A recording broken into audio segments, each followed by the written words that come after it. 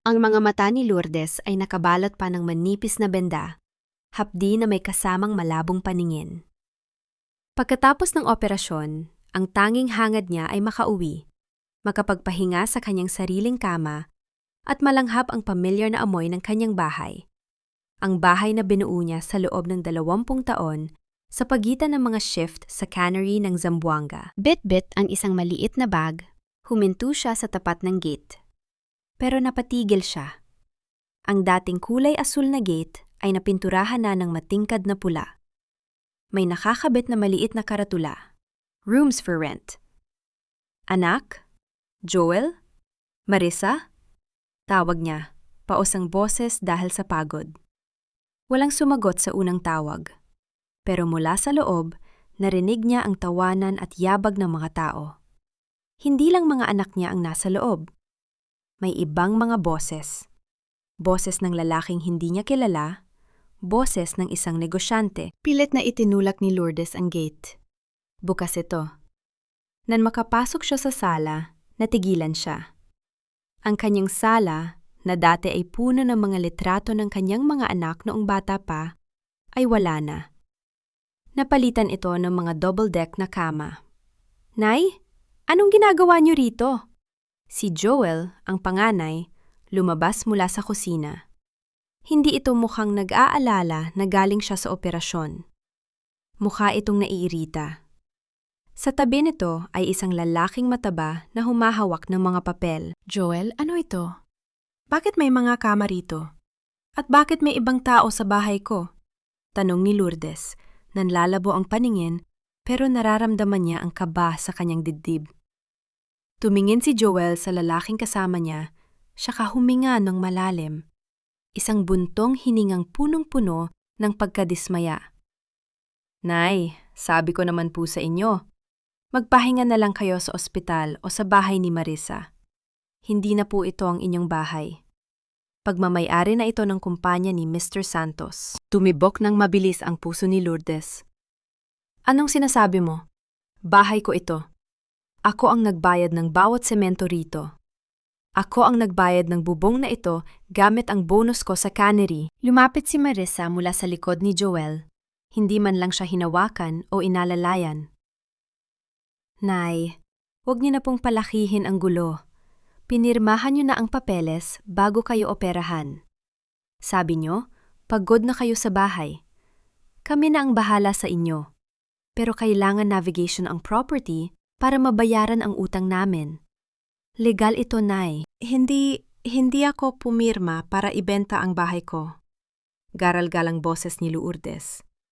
Ang kamay niya ay nanginginig habang kumakapit sa kanyang bag. Ang sabi niyo, medical authorization lang yun. Sabi niyo para sa ospital. Ne, tama na, putol ni Joel. Ang kanyang boses ay malamig, walang bakas ng pagmamahal na dati niyang ipinapakita kapag nanghihingi ng pera. May mga tenant na rito. Hindi na kayo pwedeng manatili. Ipinasok na namin kayo sa pension house sa kabilang barangay. Doon na lang muna kayo. Tumalikod si Joel at muling nakipag-usap sa estranghero tungkol sa bayad sa upa. Iniwan si Lourdes sa gitna ng sala. Nakatayo sa sahig na kanyang nililinis gabi-gabi pagka-uwi mula sa pabrika. Ang mga pader na dati ay saksi sa kanyang mga sakripisyo ay parang mga dayuhan na sa kanya ngayon. Hindi ito pwedeng mangyari. Ang bahay na ito ang tanging pamana niya sa kanyang mga anak. Ang bahay na dapat ay magiging kanlungan nila sa oras ng bagyo.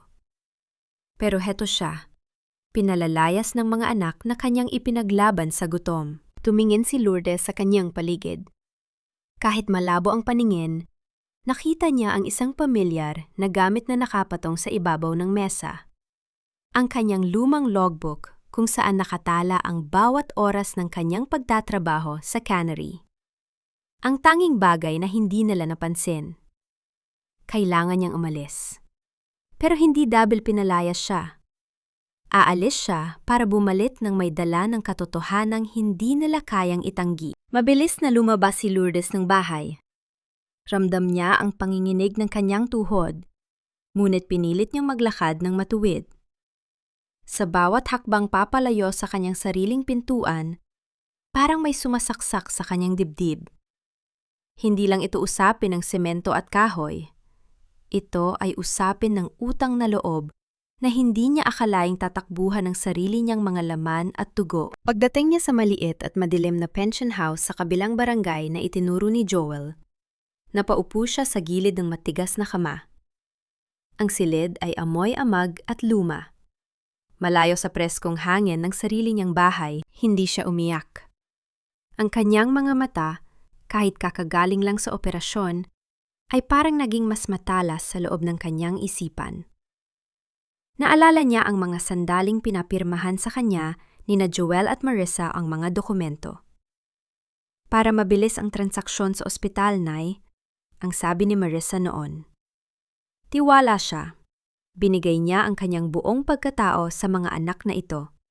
At sa isang iglap, ginamit nila ang kanyang tiwala bilang sandata para itumba siya. Kinuha niya ang kanyang bag at inilabas ang maliit na petaka. Wala na doon ang kanyang mga savings. Nanlaki ang kanyang mga mata nang makitang bawas na bawas ang laman nito. Ang perang dapat ay pambayad sa kanyang mga gamot at check-up. Ang kapal ng mukha ninyo, bulong niya sa sarili. Ang boses niya, na dati ay laging malambing at mapagkumbaba, ay unti-unting nababalutan ng isang malamig na determinasyon. Maya-maya pa, dumating si Noel, ang kanyang bunso. Mukhang balisa ang lalaki, hindi makatingin ng diretso sa kanyang mga mata. Nay, pasensya na po, wala akong nagawa. Bungad ni Noel habang inilalapag ang isang supot ng pandesal sa mesa. Tumingin si Lourdes kay Noel. Ikaw ang huli kong tinawagan, Noel. Sabi mo, ikaw ang magbabantay sa bahay habang nasa ospital ako. Bakit hindi mo sinabi sa akin na may mga tao nang nagbabaklas ng mga gamit ko? Yumuko si Noel. Nay, si Kuya Joel po ang nagdesisyon. Sabi niya, kung hindi raw nila ibebenta ang bahay, babawiin ng bangko dahil sa laki ng utang nila sa negosyo. Wala naman daw silang choice. Utang nila? Bakit bahay ko ang kabayaran? Matigas na tanong ni Lourdes. Nay, pamilya tayo. Manari naman namin yun sa hinaharap, diba? Mas mabuting maibenta na ngayon kaysa mahila ng bangko. Hindi nakasagot si Lourdes. Ramdam niya ang pait. Ang salitang mana na narinig niya mula sa sariling anak ay parang kutsilyong humahati sa kanyang puso. Hindi po man siya nawawala sa mundo, pinag-aagawan na ang kanyang buhay. Noel, tawag ni Lourdes sa kanyang anak. Hindi niyo pag-aari ang bahay na yon. May mga dokumento ang lolo niyo na nakatago sa ilalim ng altar. Hindi niyo ba alam yon? Nanlaki ang mga mata ni Noel. Isang senyales na tila may alam ito na hindi nito sinasabi. Wala na ang mga papeles na yon, Nay. Tinapon na ni Kuya ang mga lumang papel sa altar para gawing espasyo sa mga bunk beds. Tumalikod si Noel at dali-daling lumabas, na parang natatakot na baka tanungin pa siya ng mas malalim. Naiwan si Lourdes sa dilim. Pero sa kanyang puso, unti-unti nang nabubuo ang plano. Kung itinapon na ang mga papel sa altar, kailangan niyang hanapin ang mga kopya. At kung ang kanyang mga anak ang nagtaksil sa kanya, hindi siya magdadalawang isip na gamitin ang batas para protektahan ang kanyang natitirang dangal. Hindi siya susuko. Dahil sa bawat pisong kinita niya sa loob ng cannery, may kasamang pawis at dugong, hindi nila pwedeng basta-basta burahin. Lumipas ang 2 araw sa loob ng pension house, ngunit hindi man lang nagpakita si Joel o si Marissa. Ang tanging nag-iiwan ng pagkain ay si Noel, na tuwing dumarating ay laging nagmamadali. Parang may humahabol na multo sa kanyang likuran. Hindi na nakapagpigil si Lourdes. Sa 3 araw, bago pa man dumating si Noel, nagpasya siyang bumalik sa barangay hall. Alam niyang kailangan niya ng tulon. Hindi bilang isang pulubi, kundi bilang isang manggagawang may karapatan. Pagdating niya sa barangay hall, nakita niya ang isang matandang kakilala, si Aling Rosa, ang ingat yaman ng kanilang komunidad. Lourdes, bakit ka nandito? Hindi ba dapat nagpapagaling ka pagkatapos ng operasyon mo? Gulat na tanong ni Aling Rosa. Rosa, kailangan ko ang tulong mo, ani Lourdes. Diretso ang tingin, walang halong pag-aalinlangan. Kailangan kong malaman ang status ng titulo ng bahay ko. At kailangan ko ng kopya ng mga dokumentong pinirmahan ko noong nakaraang buwan. Saglit na nag-alinlangan si Rosa. Ngunit nang makita ang determinasyon sa mga mata ni Lourdes, binuksan nito ang kanyang computer. Heto, Lourdes. Teka, bakit ganito? Nanlaki ang mga mata ni Rosa. Lourdes, ang nakapangalan sa titulo ngayon ay hindi sa'yo. Ang nakalagay dito, nagkaroon ng Deed of Absolute Sale na pirmado mo noong 15 ng buwan na ito. At ang nakasaad na halaga, napakababa. Parang donation na lang ito sa mga anak mo. 15 ng buwan na ito. Biglang tumibok ng malakas ang sentido ni Lourdes. Rosa, sigurado ka ba sa petsang yan? Oo, nakatatak dito sa sistema ng munisipyo, sagot ni Rosa. Doon na nagliwanag ang lahat sa isip ni Lourdes. Nung 15, siya ay nasa loob ng cannery, nakaduty sa night shift mula alas 10 ng gabi hanggang alas 6 ng umaga. May biometric siya, may logbook ng kumpanya, at may mga kasamahan siyang saksi na nandoon siya sa loob ng planta. Hindi siya maaaring nasa opisina ng notaryo publiko sa oras na yon. Niloko nila ako. Bulong ni Lourdes. Ang boses ay nanginginig sa galit, hindi sa takot. Peke ang pirma ko, Rosa. Peke ang lahat ng ito. Habang papauwi si Lourdes, nakasalubong niya si Noel sa may kanto. Mukhang galing ito sa bahay. Nang makita siya nito, agad na nag-iwas ng tingin ng bunso. Noel, tumigil ka! Utos ni Lourdes. Napahinto si Noel. Nay, huwag niyo na po silang guluhin. Nakapag-down payment na ang mga tenant. Magkakagulo lang tayo. Noel, ang pirma sa titulo ay ginawa nung gabing nasa cannery ako. Nakatrabaho ako noon. At alam mo yon, dahil ikaw ang naghatid sa akin sa sakayan. Maring sabi ni Lourdes. Sabihin mo sa akin, sino ang nagnotaryo nito? Sino ang nagpapirma sa inyo? Nanginig ang labi ni Noel. Hindi ko po alam, Nay. Sabi lang ni Kuya, para raw hindi na mahila ng bangko. Sabi niya, legal naman daw dahil anak niyo kami. Hindi pagmamay-ari ang pagmamahal, Noel. Ang pagnanakaw ay pagnanakaw, anak man kita o hindi, sigaw ni Lourdes. Sa unang pagkakataon, hindi na siya nagpakita ng lambot. Ang kanyang pagiging ina ay napalitan ng pagiging isang sundalo sa gitna ng digmaan. Tumakbo palayo si Noel. Ngunit alam na ni Lourdes ang kanyang susunod na hakbang. Hindi na siya iiyak. Ngayon, oras na para singilin ang mga anak niya sa kanilang kataksilan. Gabi na. Nakaupo si Lourdes sa isang maliit na silya sa loob ng madilim at masikip na pension house. Ang liwanag ay nanggagaling lamang sa isang bumbilya na pasayaw-sayaw ang ilaw. Sa harap niya, nakapatong ang kanyang lumang logbook mula sa cannery. Ang tanging alaala ng kanyang buhay manggagawa. Sa mga pahinang ito, nakasulat ang bawat oras, bawat minuto ng kanyang pawis. Bawat time in at time out na nilagdaan ng kanyang daliri sa biometric scanner ay naroon, kasama ang kanyang sariling sulat kamay. 15 ng buwan. Time in, alas 10 ng gabi. Time out, alas 6 ng umaga. Haplos-haplos niya ang magaspang na papel. Naalala niya ang bigat ng mga lata ng sardinas na kanyang binuhat, ang ingay ng makina na halos nakakabingi, at ang lamig ng hangin sa loob ng planta. Sa mga gabing iyon, habang ang kanyang mga anak ay himbing na natutulog sa loob ng bahay na kanyang ipinundar, siya ay nakikipagbuno sa bakal at langis para may maipakain sa kanila. Bigla, pumasok sa isip niya ang imahe ni Joel at Marissa nung sila ay bata pa. Naalala niya ang mga gabing umuuwi siya ng pagod na pagod. At ang tanging nagpapawi ng kanyang pagod ay ang yakap ng mga bata. Saan ba sila nagkamali? Tanong niya sa sarili.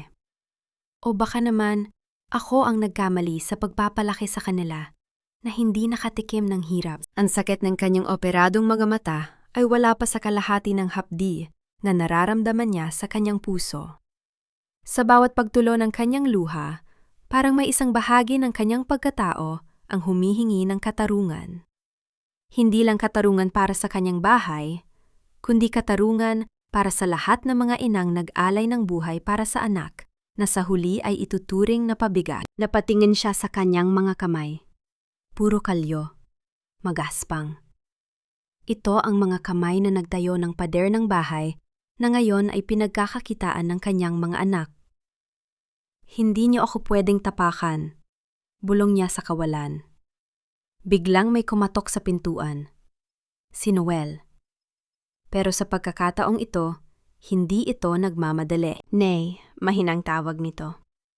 Gusto ko lang sabihin, si Kuya Joel may kinakausap na abogado para ilipat ang titulo sa ibang pangalan. Sabi niya, para raw hindi na mabawi ng barangay kung magrereklamo kayo. Nanlaki ang mga mata ni Lourdes. Hindi lang pala sila nagnakaw. Binabalak nilang linisin ang kanilang track para tuluyan na siyang mawala ng laban. Noel, seryosong sagot ni Lourdes. Ang boses ay matigas na parang bakal. Sabihin mo kay Joel, sa susunod na makikita niya ako, hindi na ako ang nanay na nagluluto ng paborito niyang adobo. Ako na ang nanay na handang bawiin ang lahat ng ninakaw niyo sa akin. Umalis si Noel ang walang imik, at sa gabing yon, hindi na nakatulog si Lourdes. Ang kanyang pagod ay napalitan ng isang misyon. Kinuha niya ang bolpen at sinimulang ilista ang mga pangalan ng mga kasamahan niya sa cannery na maaaring maging saksi. Hindi siya susuko. Dahil sa bawat luhang pumatak, may isang desisyon na nabuo. Hindi ito magwawakas hanggat hindi sila natututo. Maagang-maaga pa ay nasa labas na si Lourdes. Hindi na siya nag-aabang ng balita mula sa kanyang mga anak. Siya na ang gumagawa ng sarili niyang balita. Gamit ang kanyang lumang logbook at ang listahan ng mga pangalan ng kanyang katrabaho, tinungo niya ang planta ng sardinas sa Zamboanga. Ang ingay ng mga makina ay parang musika sa kanya, isang paalala ng kanyang disiplina. Pagpasok niya sa admin office, sinalubong siya ni Mang Berting, ang supervisor na matagal na niyang kakilala. Lourdes, bakit ka nandito? Sabi ng doktor mo ay kailangan mo ng pahinga. Bungad nito. Mang Berting, kailangan ko ang biometric printout at ang official attendance record ko nung ika-15 ng buwan na ito. Kailangan ko ng patunay na narito ako sa loob ng shift ko. Pakiusap ni Lourdes habang inilalabas ang kanyang identification card. Napakamot ng ulo si Mang Berting. Mahirap yan, Lourdes. Internal record yan. Bakit ba kailangan mo? Dahil ginamit ng mga anak ko ang pangalan ko para sa isang kasunduan noon gabing iyon. Sinabi nilang pumirma ako sa isang notaryo publiko. Pero paano ako pipirma kung narito ako? Nagbabalot ng sardinas para sa kanila. Ang tinig ni Lourdes ay hindi nang hihingi ng awa. Ito ay tinig ng isang taong humihingi ng katotohanan. Pagkalipas ng ilang minutong paghihintay, inilabas ni Mang Berting ang isang malaking folder. Heto, Lourdes.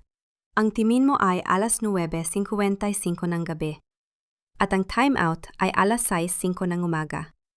At heto ang kopya ng CCTV footage sa entrance gate kung saan kitang-kita ka na pumapasok at lumalabas. Kinuha ni Lourdes ang mga dokumento. Dito, ramdam niya ang unang bahagi ng kanyang tagumpay. Pero hindi pa rin nagtatapos ang kanyang natuklasan. Sa likod ng mga dokumento, may nakita siyang isang payroll slip na may kakaibang nota. Lourdes, may isa pa pala, ani Mang Berting. Noong mga nakaraang buwan, may pumasok na request sa HR na ilipat ang salary allotment mo sa isang bagong account. Sabi ra, ayaw mo na ng cash. Ipapa-direct deposit na lang sa account ni Marissa Villanueva. Naniga si Lourdes. Ang kanyang pensyon at mga bonus sa nakaraang 3 buwan, pera na dapat ay pambayad sa kanyang operasyon, ay hindi pala sapat na ang insurance. Ninakaw na rin nila ang kanyang buwanang sahod. Kaya pala, bulong ni Lourdes. Ang kanyang kamay ay humigpit sa folder. Hindi lang pala sila ng agaw ng bahay. Kinasangkapan nila ang bawat sentimong pinaghirapan niya habang siya ay bulag sa kanilang mga gawain. Paglabas niya ng planta, hindi na siya ang nanay na nagmamadaling umuwi para magluto. Siya na si Lourdes na may dalang armas, hindi baril, kundi mga piraso ng papel na magpapabagsak sa kasinungalingan ng kanyang mga anak. Sa kanyang isipan, nakita niya ang mukha ni Marissa at Joel. Hindi na siya nagagalit. Ngayon, ang nararamdaman niya ay ang malamig na determinasyon ng isang taong handang bawiin ang lahat. Handa na siya para sa susunod na hakbang. Ang paghahanap sa mga taong tumulong sa mga anak niya na gumawa ng krimen. Sa loob ng isang maliit na computer shop, malapit sa palengke, nakaupo si Lourdes kasama si Elena, ang batang empleyado sa planta na marunong sa teknolohiya.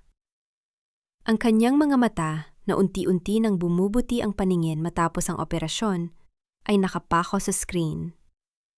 "Tita Lourdes, tingnan niyo po ito," ani Elena, sabay turo sa isang bank statement na na-access nila sa pamamagitan ng email na nakalimutang i-log out ni Marissa sa ginamit nilang tablet noong minsan. Sa screen, sunod-sunod na transaksyon ang lumabas.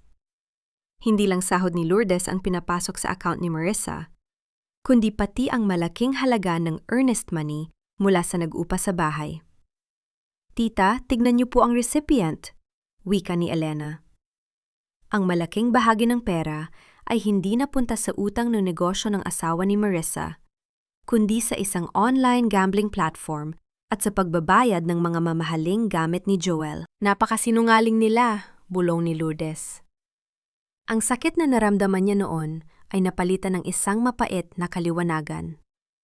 Ang mga anak niya ay hindi nagigipit. Sila ay nilamon ng kasakiman. Biglang may lumitaw na chat history sa gilid ng screen. Si Joel at Marissa nag-uusap tungkol sa di-umano'y medical bills ni Lourdes. "Joel, huwag kang mag-alala. Sapat na yung insurance sa ospital. Ipalabas nating kulang para makuha natin yung excess sa account ni nanay." Marissa, tama, at yung bahay, sabihin natin sa mga tenant na legal ang lahat dahil may pirmadong deed of sale na. Kapag nagreklamo si nanay, idaan natin sa barangay para mapahiya siya. Para bang binuhusan ng yelo ang buong katawan ni Lourdes. Ang plano pala nila ay hindi lang ang nakawin ang bahay, kundi ang sirain ang kanyang dangal sa harap ng komunidad. Gusto nilang magmukha siyang matandang makasarili na nais bawiin ang ipinamigay na. "Elena, iprint mo lahat ng ito. Bawat linya, bawat petsa," utos ni Lourdes. Habang nagpiprint ang printer, nilabas ni Lourdes ang kanyang telponyo. Tinawagan niya si Noel. Ito na ang huling pagkakataon na ibibigay niya sa bunso. "Noel, nasaan ka?" tanong niya. "Nay, bakit po?" "Umuwi ka sa pension house. Na yun din. May kailangan kang malaman. Kung ayaw mong madamay sa pagbagsak ng mga kapatid mo, lumapit ka sa akin na yon." Hindi na niya hinintay ang sagot. Paglabas niya ng shop, nakita niya si Marissa na naglalakad sa kabilang kalsada, may bitbit na mga bagong shopping. Nakita siya nito at huminto. Ang ngiti ni Marissa ay napalitan ng panlalamig nang magtama ang kanilang paningin. "Nay, anong ginagawa niyo rito? 'Di ba sabi ni Kuya?" "Sinunggaling," putol ni Lourdes. Hindi siya sumigaw, pero ang boses niya ay may awtoridad na ikinatigil ni Marissa. "Alam ko na ang lahat, Marissa. Ang sahod ko, ang benta ng bahay, ang pekeng notaryo, lahat." Nanlaki ang mga mata ni Marissa. "Nay, hindi sa..." "Huwag mo akong tatawaging Nay hanggat hindi mo sinasabi ang totoo sa harap ng barangay captain." Malamig na sabi ni Lourdes bago siya tinalikuran. Habang naglalakad siya palayo, naramdaman ni Lourdes ang bigat ng mga dokumentong hawak niya. Hindi na ito papel. Ito ay ang katapusan ng kanilang mga kasinungalingan. Gabi na nang matagpuan ni Lourdes ang hinahanap niya. Matapos ang pakikipag-usap kay Noel, na lumuhod at umaming alam niya ang tungkol sa peking pirma, ngunit natakot kay Joel, ay ibinigay ng bunso ang isang mahalagang impormasyon. Nay, may itinago si Kuya Joel sa ilalim ng lumang aparador bago ito ipinatapon sa junk shop. Mga lumang dokumento mula kay Lolo, sabi ni Noel habang nanginginig ang mga kamay. Nagmadali si Lourdes sa lumang bodega sa likod ng bahay ng kanyang kapatid kung saan pansamantalang inilagay ang mga gamit. Doon, sa loob ng isang kinakalawang na kahadiyero na ibinigay ng kanyang ama noong araw ng kasal niya, natagpuan niya ang kopya ng orihinal na titulo at ang huling habilin ng kanyang yumaong ama. Binuksan niya ang madilaw na papel. Ang sulat kamay ng kanyang ama ay pamilyar na pamilyar. Ang lupang ito at ang bahay na itatayo rito ay para kay Lourdes at sa kanyang mga anak, sa kondisyong hindi ito kailanman maaaring ibenta, sanglahin, o ilipat sa iba nang walang pahintulot ng nakararami. At sa panahon ng kalamidad, ang bahay na ito ay dapat manatiling silungan para sa mga manggagawa ng cannery na walang matirhan. Napaluha si Lourdes, hindi sa lungkot, kundi sa pasasalamat. Ang huling habilin ng kanyang ama ay hindi lamang simpleng testamento. Ito ay isang bakal na batas na hindi kailanman maibabaliktad ng kahit anong pekeng deed of sale. Ang bahay ay hindi lamang para sa pamilya. Ito ay may obligasyon sa komunidad. Kinaumagahan, dinala ni Lourdes ang lahat ng ebidensya.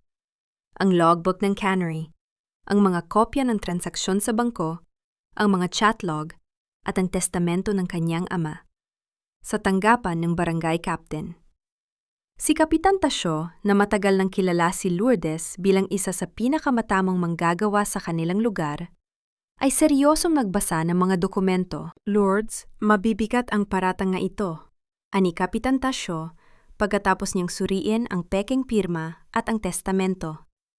"Kung dadalhin natin ito sa korte, posibleng makulong sina Joel at Marisa habil sa falsification of documents at estafa." Tumingin si Lourdes kay Kapitan Tasio.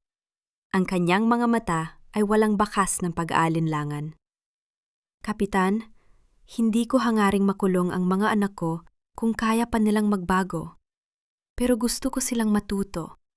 Gusto ko silang tumayo sa sarili nilang mga paa nang walang inaapak ang iba." "Sige," sagot ng kapitan. "Ipatawag natin sila rito ngayon din, kasama ang nagbenta at ang mga tenant." Sa ulang pagkakataon pagkatapos ng operasyon, naramdaman ni Lourdes na ang kanyang paningin ay hindi lamang nakakakita sa dilim, kundi nakakasilaw na rin sa liwanag ng katotohanan. Ang bitag na hinanda ng kanyang mga anak para sa kanya ay sila ngayong tatama. Siksikan ang mga tao sa bulwagan ng barangay hall. Ang balita na si Lourdes ay nag-ain ng reklamo laban sa sarili niyang mga anak ay kumalat na parang apoy sa tuyong damo sa kanilang komunidad. Ang mga kapitbahay at ang ilang kasamahan ni Lourdes mula sa cannery ay dumating para saksihan ang paghaharap. Dumating sina Joel at Marisa na may dalang mukha ng pagiging biktima. Si Joel, suot ang kanyang mamahaling polo, ay agad na lumapit kay Kapitan Tasio na parang nagmamalaki pa. "Kapitan, bakit naman po kami pinatawag ng ganito kabilis? Abala kami sa negosyo." Si nanay kasi, pinakikinggan pa ang mga tsismis ng kapitbahay. Matanda na po si nanay, baka hindi na niya alam ang pinipirmahan niya. Bungad agad ni Joel.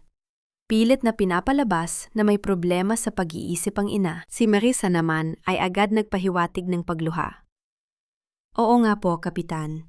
Nag-aalala lang kami dahil baka mapabayaan ang kalusugan niya sa pension house. Ginawa namin ang lahat para sa kanya. Tapos ito pa ang igaganti niya sa amin?" Si Lourdes ay tahimik na nakaupo sa isang silya sa gilid. Suot niya ang kanyang pinakamalinis na damit trabaho, ang parehong damit na isinuot niya noong pumasok siya sa cannery. Walang siyang dalang galit sa mukha. Ang tanging nandoon ay ang malamig at matatag na anyo ng isang inang handang magsalita. Tumayo si Kapitan Tasio at inilapag ang isang makapal na folder sa mesa. "Joel, Marisa, maupo kayo," utos ng kapitan. Ang kanyang boses ay seryoso at walang emosyon. Bago kayo magsalita tungkol sa kalusugan ng nanay nyo, tingnan muna ninyo ang mga ebidensyang dinala niya rito. Inilapag ng kapitan ang biometric printout ng cannery.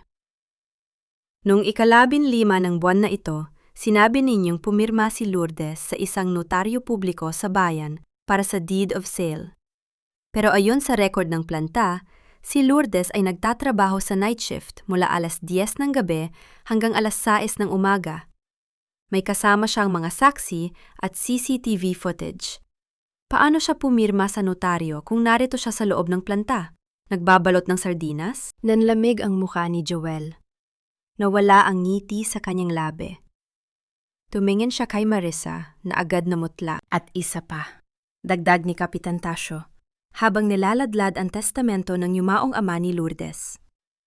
Ang bahay na ibinenta ninyo ay may restriksyon mula sa orihinal na may-ari. Hindi ito pwedeng ilipat o ibenta ng walang pahintulot.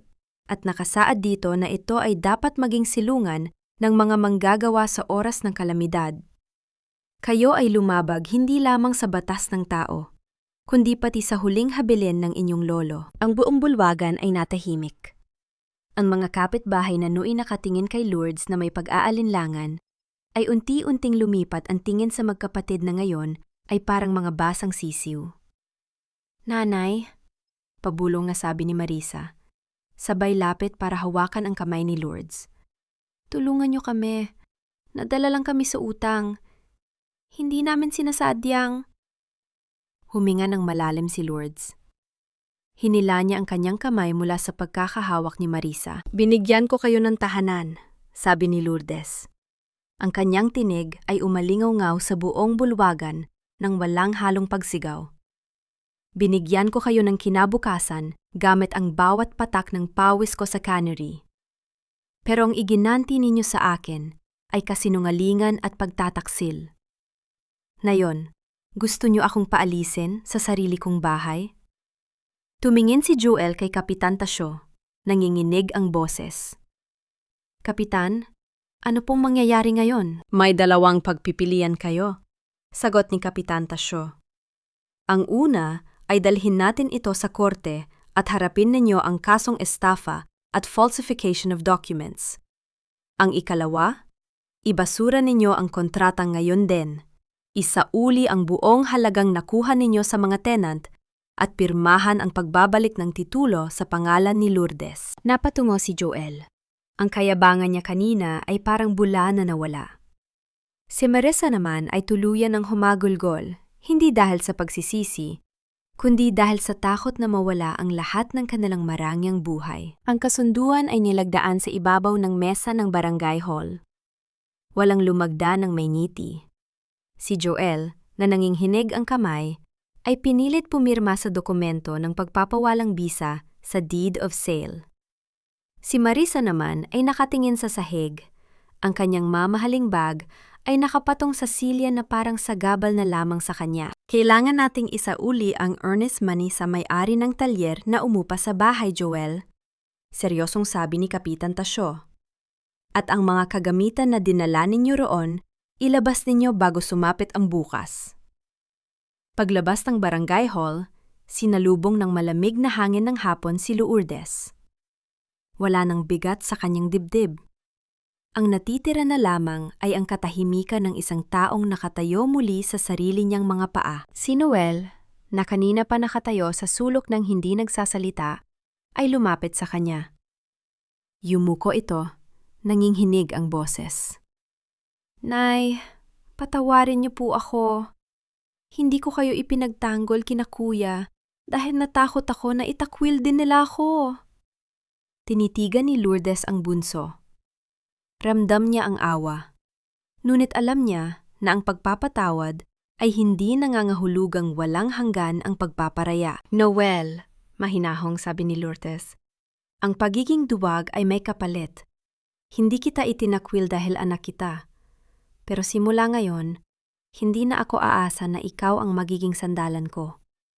Kailangan mong matutong tumindig ng mag-isa. Umalis si Joel at Marissa nang walang paalam.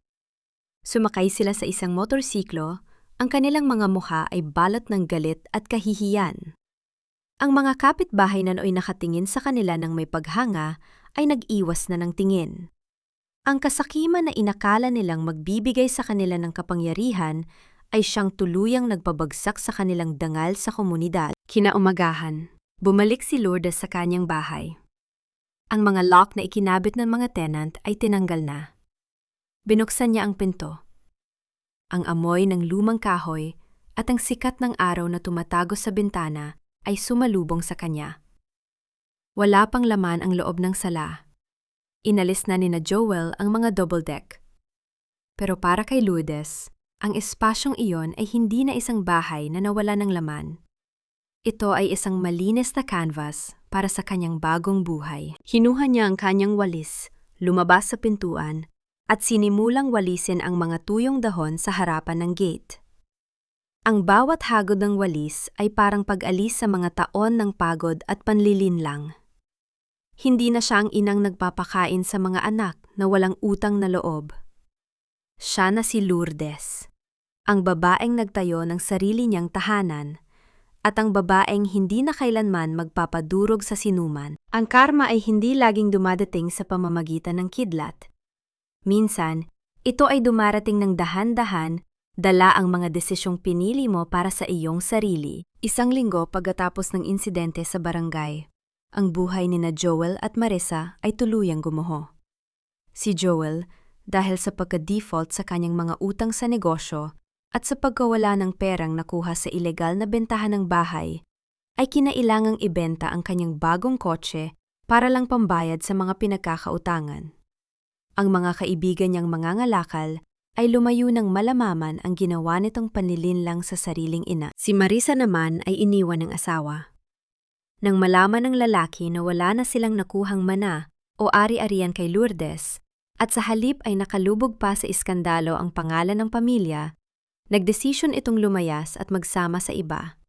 Iniwan si Marissa na mag-isa sa isang inuupahang apartment na walang-wala. Isang hapon, habang nag-aayos ng mga halaman sa kanyang muling binuksang hardin si Lourdes, huminto ang isang taxi sa tapat ng gate.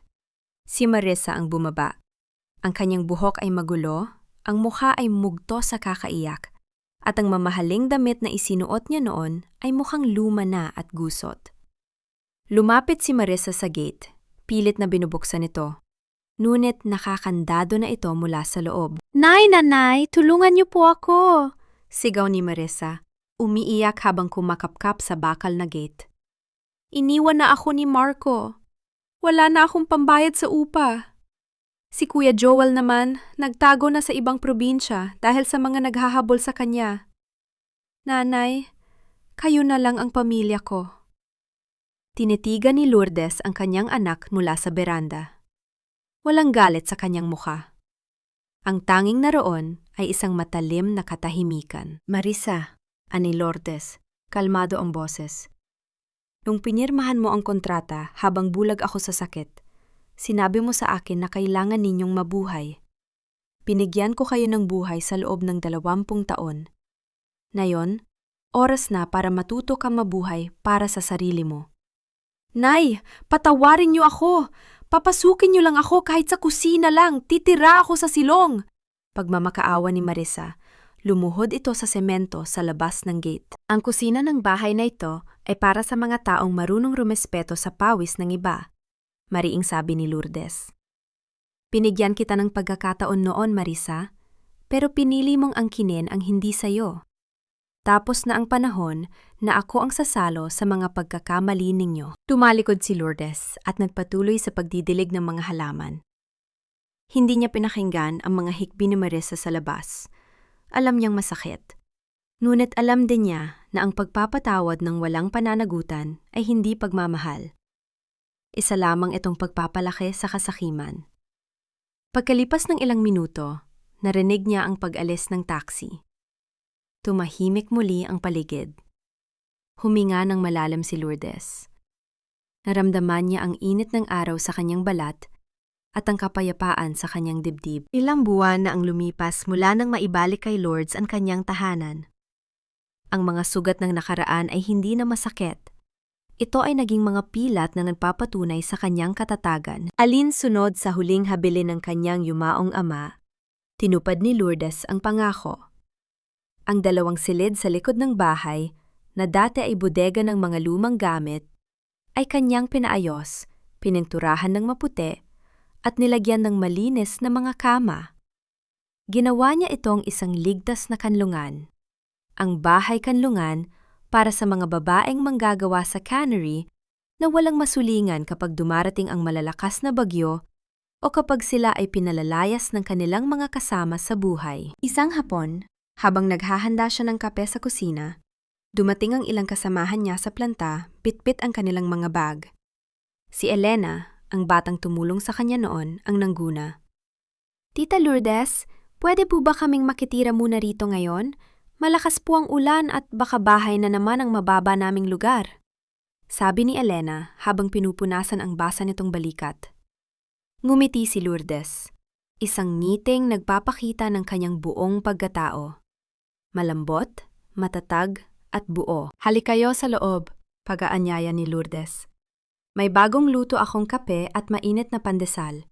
Magpahinga kayo rito. Ang bahay na ito ay hindi lang para sa akin. Para ito sa sinumang may pusong marunong kumilala sa hirap ng iba. Habang pinapanood niya ang mga kababaihang manggagawa na nagtatawanan at nag-uusap sa sala, naramdaman ni Lourdes ang tunay na kahulugan ng tagumpay. Hindi ito ang pagkakaroon ng malaking titulo o ng sementong pader.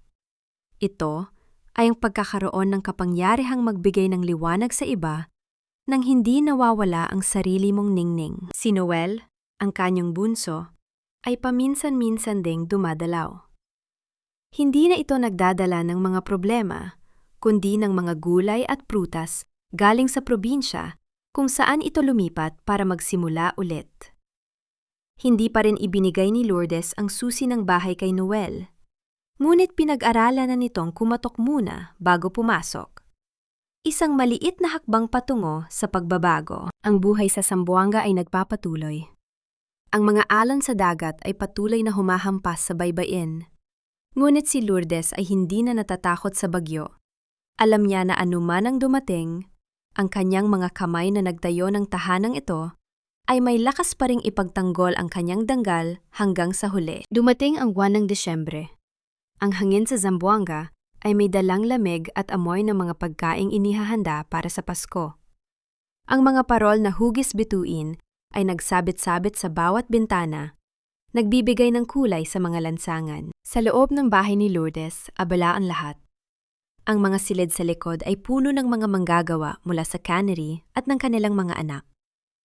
May nagluluto ng bibingka, may nag-aayos ng mahabang mesa sa sala, at ang mga bata ay naglalaro sa paligid ng maliit na Christmas tree na inihanda ni Lourdes. Kumatok ang pinto. Pagbukas ni Lourdes, nakatayo si Noel. May bitbit itong isang maliit na kahon ng leche flan na gawa niya mismo. Sa likod nito, medyo malayo sa pintuan, nakatayo si Marissa, nakayuko, bitbit ang isang simpleng regalong nakabalot sa lumang papel. Nay, Merry Christmas po, mahinang bati ni Noel. Tumingin ito kay Marissa na parang nag-aalinlangan kung papasukin ba o hindi. Tumitig si Lourdes sa kanila. Ang mga mata niya ay walang galit. Ngunit wala na rin ang dating bulag na pagpapatawad na sinamantala nila noon. Halikayo, sabi ni Lourdes, sapat na malakas para marinig nila. Nakaabang na ang pagkain sa mesa. Pumasok sina Noel at Marissa. Hindi sila umupo sa pinakamataas na upuan.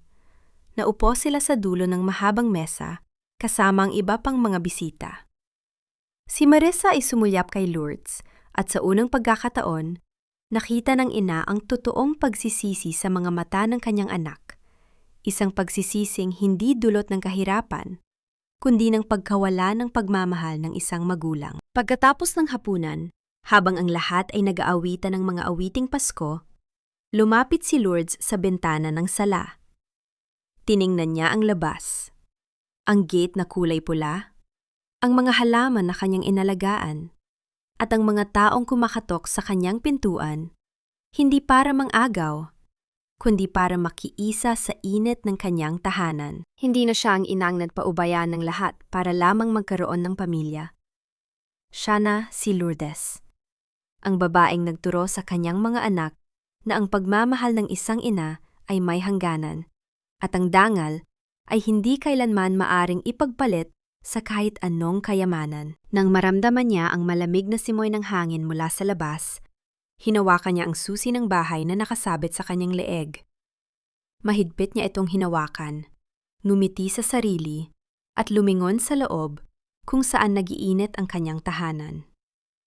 1 taon ang lumipas mula nang maibalik kay Lourdes ang kanyang tahanan.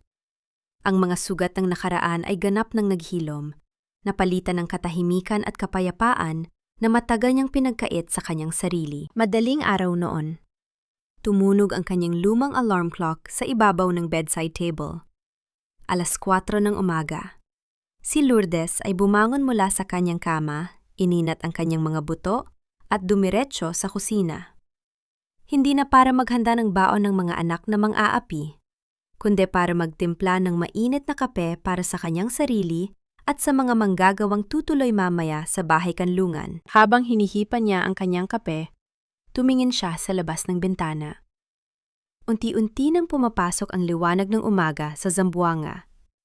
Ang mga bituin ay dahan-dahang naglalaho. Pinalitan ng matingkad na kulay kahel sa langit. Sa kabilang kalsada, nakita niya si Marisa na naglalakad patungo sa trabaho bilang isang kahera sa maliit na sari-sari store. Nakasuot ito ng simpleng uniforme, walang mamahaling bag, walang yabang. Nang mapadaan ito sa tapat ng gate ni Lourdes, sandali itong tumigil, tumingin sa bahay, at pagkatapos ay yumuko bago na patuloy sa paglakad. Hindi na humingi ng tawad si Marisa sa araw na yon. Hindi na rin kailangan. Ang pinakamahalagang aral ay natutunan na nito sa pinakamapait na paraan. Tumalikod si Lourdes sa bintana, kinuha ang kanyang paboritong tasa at humigop ng kape. Naramdaman niyang init nito sa kanyang lalamunan. Isang paalala na buhay pa siya, na malakas pa siya, at na ang bawat araw ay isang bagong pagkakataon para mabuhay ng may dignidad. Inalapag niya ang tasa, kinuha ang kanyang walis sa gilid ng pinto at lumabas sa maliwanag na umaga. Handa na siyang buksan ang gate para sa panibagong araw. Sa bawat simula ng araw, ang isang tasa ng kape ay hindi lamang nagbibigay ng init sa katawan, kundi nagpapaalala rin sa atin na ang bawat umaga ay isang pahina na maaari nating isulat muli ayon sa ating sariling kagustuhan. Mga mahal kong tagapakinig, maraming salamat sa inyong pagsama sa paglalakbay na ito hanggang sa huling yugto. Habang isinusulat ko ang kwentong ito, paulit-ulit kong naaalala ang mabibigat na hakbang ni Nanay Lourdes habang hawak ang kanyang lumang logbook mula sa cannery. Ang mga pahinang puno ng pawis at puyat na ginamit na bala para saktan siya ng mga taong pinakamamahal niya. Nakakapanakit isipin na kung minsan, ang mga kamay na pinagbala nating mag-alaga ay siya ring ginagamit para sa atin ay saksakin sa likod. Sinasabi ko sa inyo, ang kwentong ito ay hindi lamang likha ng imahinasyon. Ito ay salamin ng libu-libong ina sa labas na tahimik na nagtitiis. Nagpapalaki ng mga anak na kalaunan ay naliligaw ng landas dahil sa kasakiman. Kung kayo ang nasa posisyon ni Lourdes, kaya ba ninyong isara ang pinto at ipagkait ang inyong kanlungan sa sariling mga anak sa ngalan ng inyong dangal? Nasaan kaya kayo ngayon habang pinapakinggan ang kwentong ito? Nakaupo ba kayo sa isang tahimik na sulok ng inyong bahay? O kaya ay nagprapahinga pagkatapos ng mahabang araw sa trabaho? Ano man ang inyong kinakaharap na yon, sana ay maalala ninyo na ang inyong halaga ay hindi nasusukat sa kung paano kayo tinatrato ng mga taong hindi nakakakita ng inyong sakripisyo. Mag-iwan kayo ng komento sa ibaba at ibahagi ang inyong kwento. Dahil dito sa ating tahanan, merong handang makinig sa inyo. Huwag kalimutang i-like at i-share ang video na ito. Kung ito ay nagbigay sa inyo ng aral at lakas ng loob, nawa ay manatili kayong matatag, payapa, at may paninindigan sa bawat desisyon ng inyong buhay. Hanggang sa susunod nating kwento, Duodetsuin, Ang huling susi ng ina. Lưu ý, tất cả các nhân vật và tình huống trong truyện đều là hư cấu, được sáng tạo nhằm mục đích giải trí và truyền tải thông điệp tích cực. Bản quyền câu chuyện thuộc về kênh Pinoy Love Stories.